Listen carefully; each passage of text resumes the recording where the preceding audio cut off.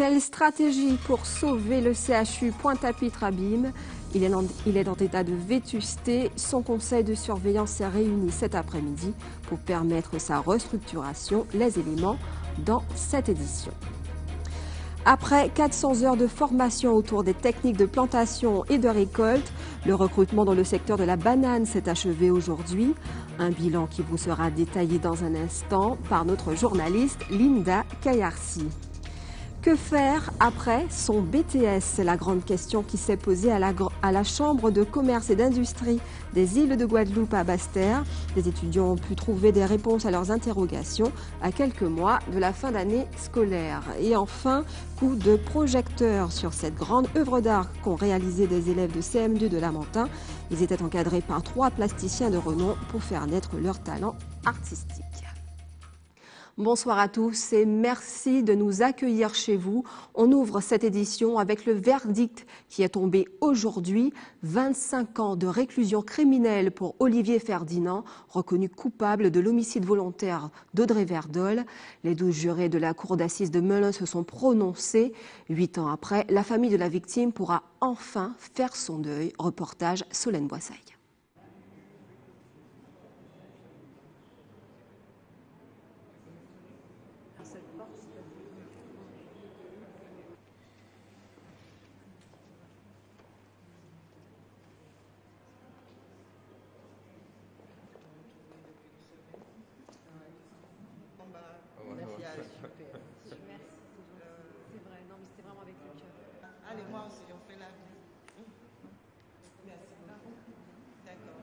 Ça me soulage, mais en même temps, j'en ai gros sur le cœur quand même.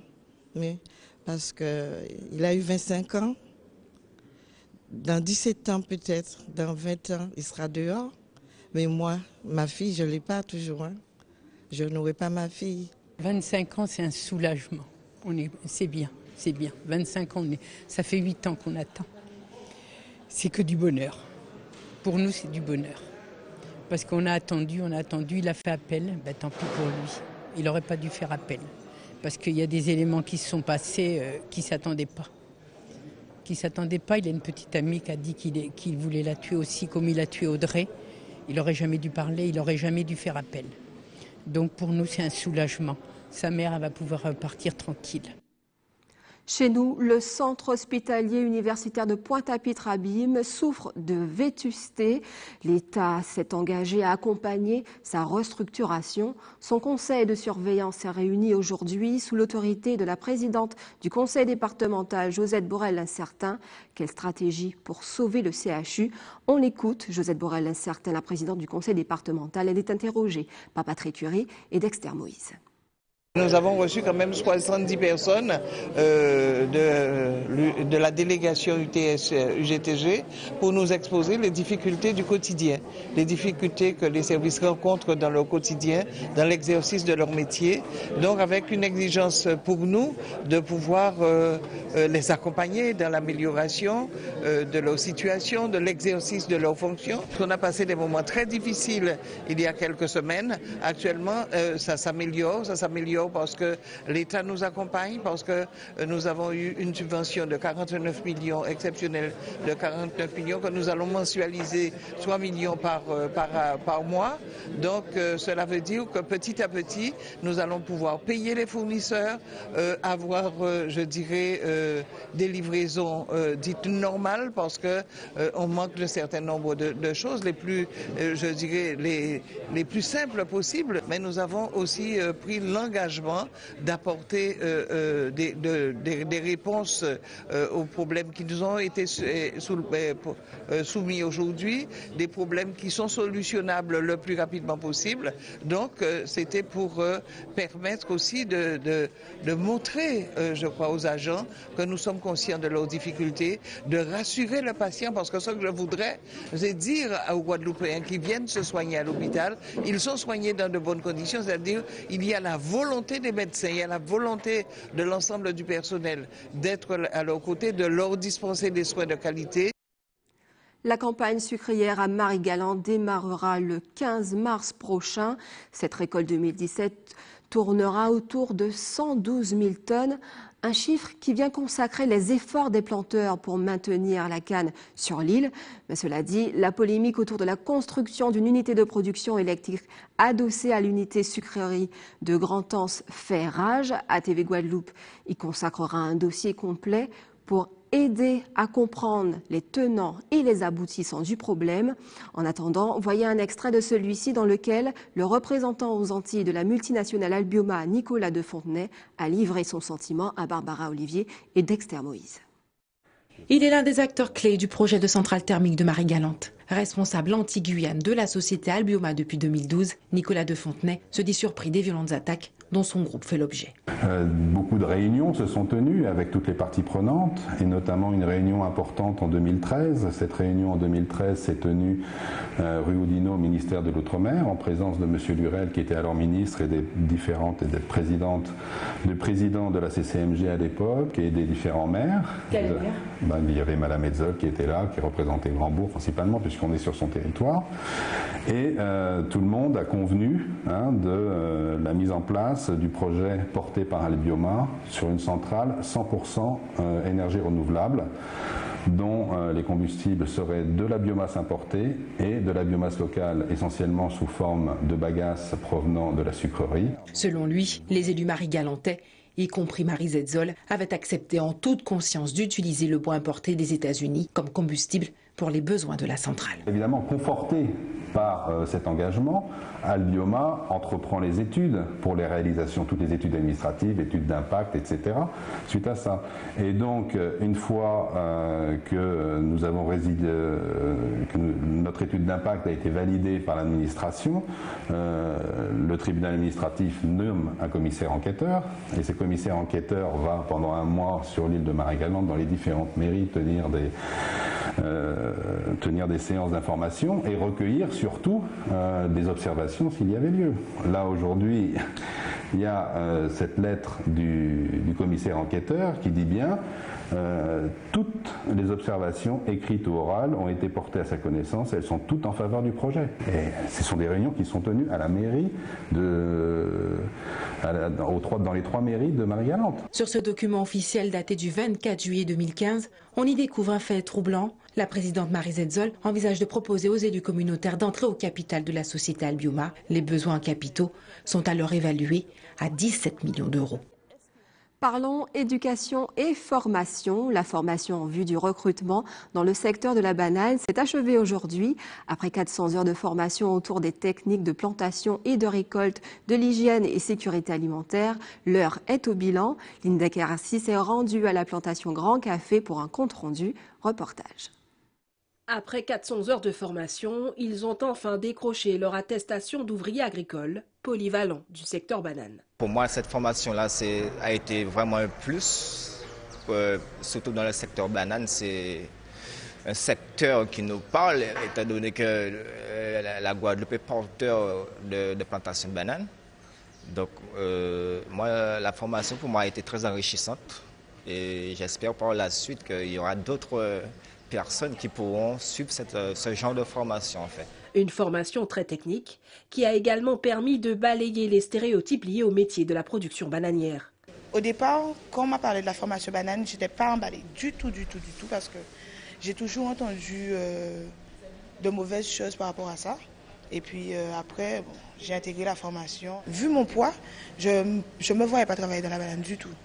Et notre formateur, M. Fabulas, entre autres, nous a appris les bonnes techniques. Et j'ai fait les 400 heures de formation et je suis sortie avec mon KSS et mon certificat.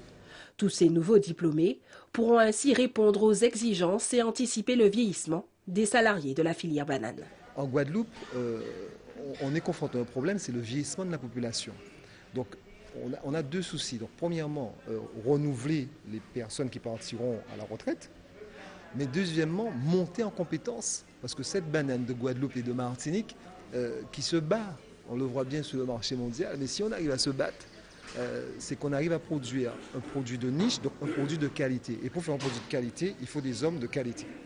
Avec cette formation, mission réussie pour Fort Entreprise et ses partenaires de l'emploi et de l'insertion qui ont initié ce vaste programme. En lien en fin de compte avec le groupement et l'ensemble des partenaires, c'est vrai qu'il s'agira pour nous de continuer à les accompagner pour permettre en tout cas leur insertion. La finalité, c'est vraiment en fin de compte la prise d'emploi.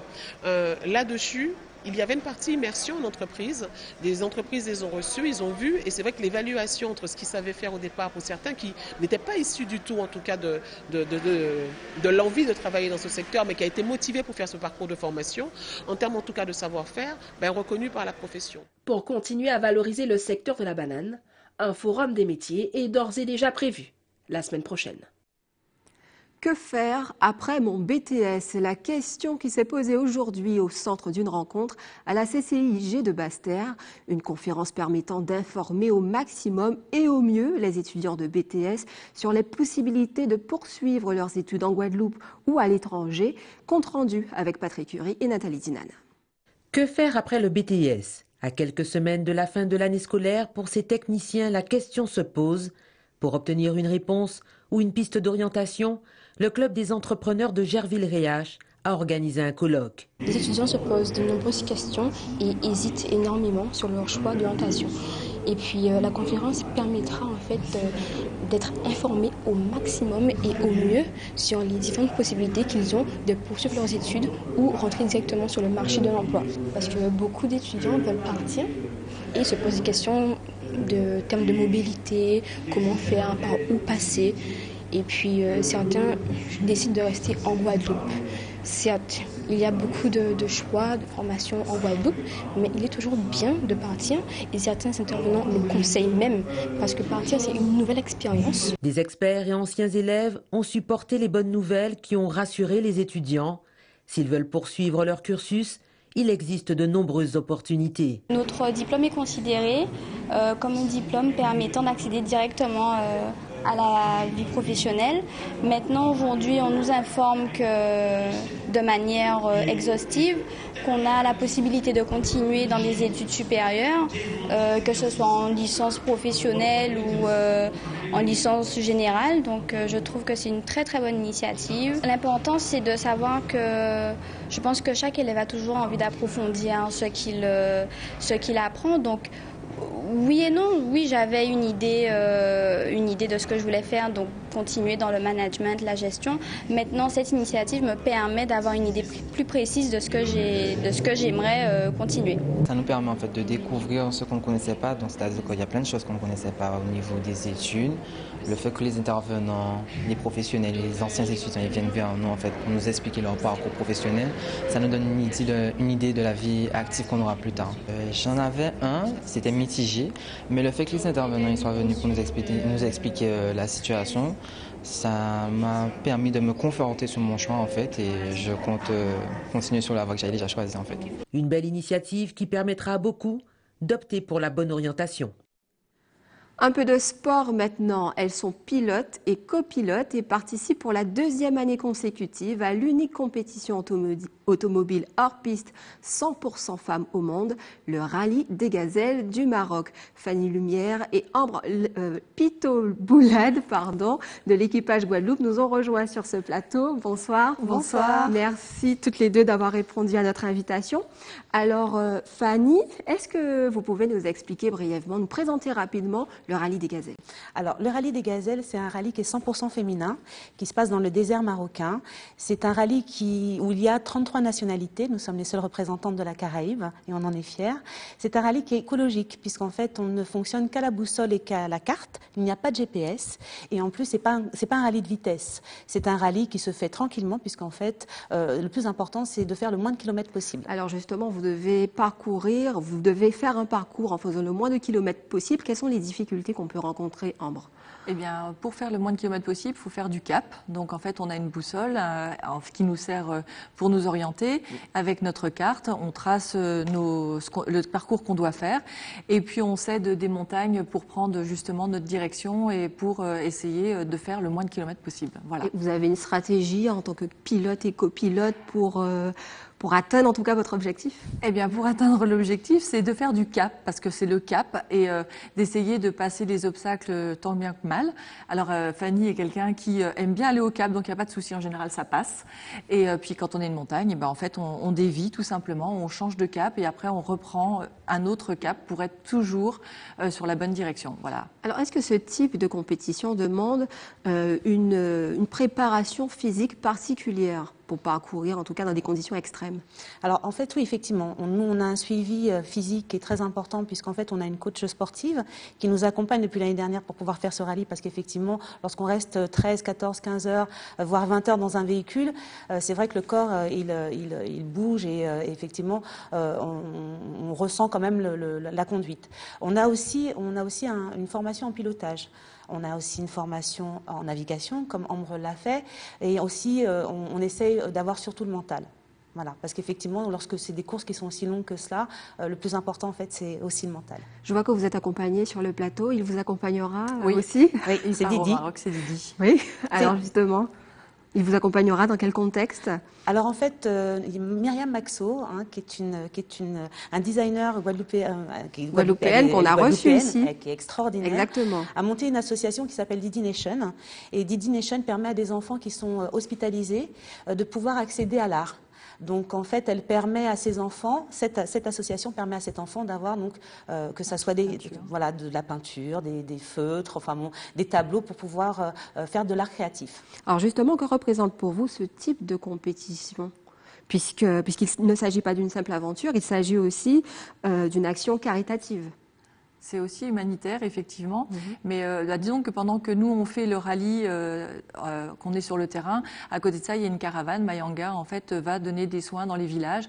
Donc, des soins gynécologiques, dentaires, il y a des ophtalmos, il y a des médecins qui sont dépêchés sur place. Et en fait, il y a un but, effectivement, humanitaire par rapport à ça. Voilà. C'est les inscriptions que nous payons pour faire le rallye permet justement que cette caravane puisse aller aider les villages défavorisés. Pour revenir au fait que vous soyez les seuls, en tout cas, à représenter les Antilles, les Caraïbes, c'est quand même une fierté. Comment vous la portez, cette fierté?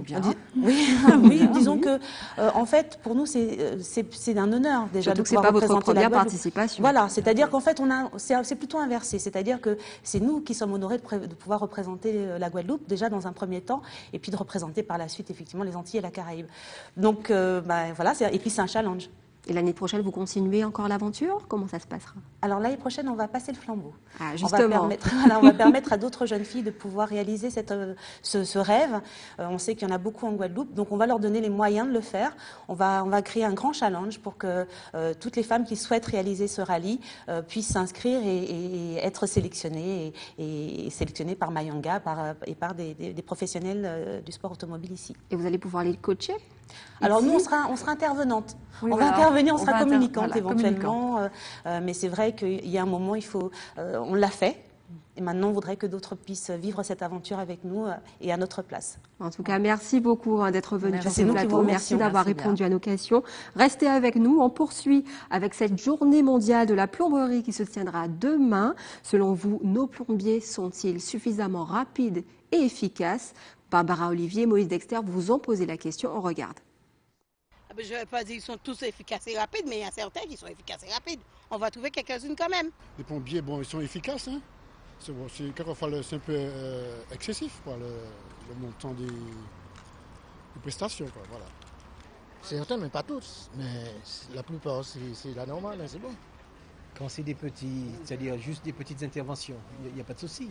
Mais quand souvent ce sont des chantiers, avec les différents corps d'État, comme le carreleur, etc., on n'est pas toujours satisfait, quoi. J'ai un bon plombier à Gosier et j'espère qu'il restera toujours aussi efficace qu'il l'est maintenant, qu'il a toujours été. Je pense qu'ils font du bon travail en Guadeloupe. Hein. Donc je pense que les clients sont certainement satisfaits puisque d'après les travaux que j'ai déjà visités, il y a quand même, c'est intéressant. Moi j'en ai un, oui, il est pas mal. Voilà, mais je ne peux pas vous dire plus, je n'ai pas besoin énormément de plomberie quand même. Je ne sais pas, parce qu'on fait quelque chose pour vous, 2-3 jours après il faut refaire la chose. Et on ne peut pas les faire confiance, parce que le prix est tellement énorme qu'ils font ce qu'ils veulent. Je ne sais pas, je n'ai pas encore eu besoin d'un plombier. Vous avez des bons et des mauvais, c'est pas évident à dire. Vous avez comme partout des charlatans, et vous avez des gens qui sont bien, cela dépend. Vous pouvez tomber sur un bricoleur, comme vous pouvez tomber sur une personne qui qui va vous faire le travail rapidement et bien sans vous voler. Des fois, le problème, je pense, c'est qu'ils courent après plusieurs lièvres en même temps. Donc, des fois, ça peut aller vite, comme des fois, s'ils sont sur plusieurs chantiers, ça peut retarder certains, mais sinon, la plupart du temps, ça va. Moi, je pense qu'il y a des gens qui sont honnêtes, il y a des gens qui sont malhonnêtes. Donc, là, ce qui est important, c'est quand quelqu'un accepte qu'on lui fasse un travail, que la personne soit souvent présente pour pouvoir vérifier si la finition lui plaît, et en fait, si le résultat est positif, quoi. Restez avec nous sur ATV Guadeloupe. Dans un instant, on s'intéressera aux métiers d'art et de design. Le centre de formation de Pointe-à-Pitre tenait aujourd'hui une journée porte ouverte. Et puis focus sur le Day Happening où 2 jeunes plasticiens ont fait connaître leur talent artistique aujourd'hui à Lamentin. Je vous le disais à l'instant, au Centre des métiers d'art de Pointe-à-Pitre, les étudiants en classe préparatoire en art et design ont mis en exergue les qualités de leur formation. Une journée porte ouverte, le temps d'inciter les futurs étudiants de s'adonner à une carrière d'artiste ou de designer. Linda Kayarsi y était. Voyez son reportage. À la fin du mois, Alexandre s'envolera pour l'Hexagone. Là-bas, il s'apprête à passer plusieurs concours d'entrée aux écoles de design graphique. Pour réussir, il se forme en classe préparatoire, art et design, au Centre des métiers d'art de Pointe-à-Pitre. Bientôt, les concours vont commencer. Je pars fin mars, normalement. Je vais passer 4 concours en France. Un à Amiens, un à Valence, un à Orléans et un au Havre. Donc là, maintenant, ce que je fais, c'est que je suis en train de finir mon projet perso, enfin d'essayer de le finaliser, tout en continuant à ajouter des choses, à avoir du contenu dans mon carnet de croquis, pour avoir vraiment de la matière à présenter. Même ambition pour Lisa, décrocher son concours d'entrée, mais pour les grandes écoles d'architecture. Quand j'ai entendu parler de la prépa et du fait qu'il faisait aussi une préparation pour l'architecture, je me suis dit que ça serait mieux si j'arrivais avec déjà des bases, si j'arrivais que j'étais plus confiante. C'était aussi ça en fait, c'était aussi vraiment gagner en confiance, en maturité et prendre un peu de recul pour se demander est-ce que c'est vraiment ce que je veux faire. Ici, ces bacheliers apprennent l'infographie, les arts appliqués, le stylisme, toute une série de cours où les professeurs enseignent les techniques et méthodes de travail afin de bien préparer leur dossier visuel de présélection. Donc voilà, ça touche un petit peu à tous les domaines de la création artistique, mais avec quand même un objectif directement lié aux arts appliqués, donc avec une approche quand même industrielle, avec des contraintes, des cahiers des charges, etc. Donc c'est un petit peu ça, ce qu'on essaie, non pas d'apprendre, mais en tout cas de faire découvrir aux étudiants donc, qui postulent et qui suivent donc, le cursus de 7 mois, avec donc, pour objectif de se préparer donc, à des concours d'entrée en école supérieure d'art et de design, d'architecture, etc. Un travail personnel et soutenu qui font depuis plusieurs années la réputation du Centre des métiers d'art et de sa classe préparatoire. Plus de 90% de réussite au concours. Le niveau a augmenté puisque nous recevons des élèves qui sont déjà titulaires de Bac+2 et qui viennent chez nous en classe préparatoire. Nous avons même aussi eu un sapeur-pompier professionnel qui est passé chez nous. Donc le niveau a augmenté. Donc il y a un engouement aussi pour cela, puisque vu le nombre de personnes qui fréquentent cet établissement, qui se positionnent pour pouvoir rentrer en classe préparatoire, malheureusement, le nombre de places est limité. Les 17 et 18 mars prochains, le Centre des métiers d'art ouvrira de nouveau ses portes au public. Pour une fois de plus, valoriser ses enseignements et la volonté de réussir de ses élèves. Ils ont réalisé une grande œuvre d'art avec 3 plasticiens de renom. Des élèves en classe de CM2 de Lamentin ont fait naître leur talent à travers le thème Lumière et Nature. Une première édition du Happening Day détaillée pour vous dans ce reportage de Nathalie Dinan et Patrick Curie. 2 jours pour éduquer les écoliers de la ville de Lamentin aux arts plastiques et plus précisément à la peinture. Une volonté affichée de la municipalité. Il s'agissait pour nous de contribuer à l'éducation artistique et culturelle des enfants, puisque ça fait partie de leur enseignement déjà à l'école, mais aussi dans leur vie de citoyen. Il est très important aussi de contribuer à ça. Intitulée Day Happening, cette manifestation a permis aux enfants de se mettre en situation avec 3 artistes connus et très pédagogues. L'apport de connaissances est certes là, mais les rencontres constituent une phase très importante dans l'apprentissage des enfants. Et pour nous, jouer le jeu à ce niveau-là, c'était particulièrement incontournable, puisque dans les politiques publiques qui sont mises en place par la ville de Lamentin, il fallait qu'on retranscrive tout ça à travers un projet comme le Day Happening. Les enfants, très inspirés par leur environnement, n'ont eu aucun mal à représenter leur monde tel qu'ils l'imaginent, tel qu'ils le voient. Nous avons commencé à peindre les arbres. Ensuite, nous avons fait la mangrove et le sable avec quelques personnages. Tous ensemble, nous avons réfléchi. Un enfant appelé Louis, il nous a beaucoup aidé. D'ailleurs, c'est lui qui nous a donné l'idée de faire ça. Ça représente la nature et la lumière. Et nous avons commencé à rassembler nos idées, chacun à partir de leur rôle. Ce que j'ai bien aimé, c'est qu'avec de la peinture et une toile, nous pouvons faire beaucoup de choses et nous pouvons exprimer aussi nos sentiments et on peut s'amuser tout en travaillant. Des œuvres qui seront exposées à la médiathèque, puis accrochées dans les différents bâtiments administratifs de la ville. Une première édition réussie qui en appelle d'autres. Et avant de clore cette édition, voilà quelques informations pratiques et utiles pour vous. N'oubliez pas votre rendez-vous avec l'EFS Guadeloupe demain au Centre culturel de Sainte-Anne de 8h à 12h30 et lundi 13 mars au Super U Saint-Jules à Pointe-à-Pitre de 8h30 à 13h. Et n'oubliez pas, si vous êtes témoin d'un événement, appelez-nous, ayez le réflexe de nous appeler à la rédaction d'ATV au 0590 71 11 ou à rédaction@atv@atv.gp. Et voilà, c'est la fin de cette édition. Mais tout de suite, rendez-vous avec Eddie Planté dans Questions directes.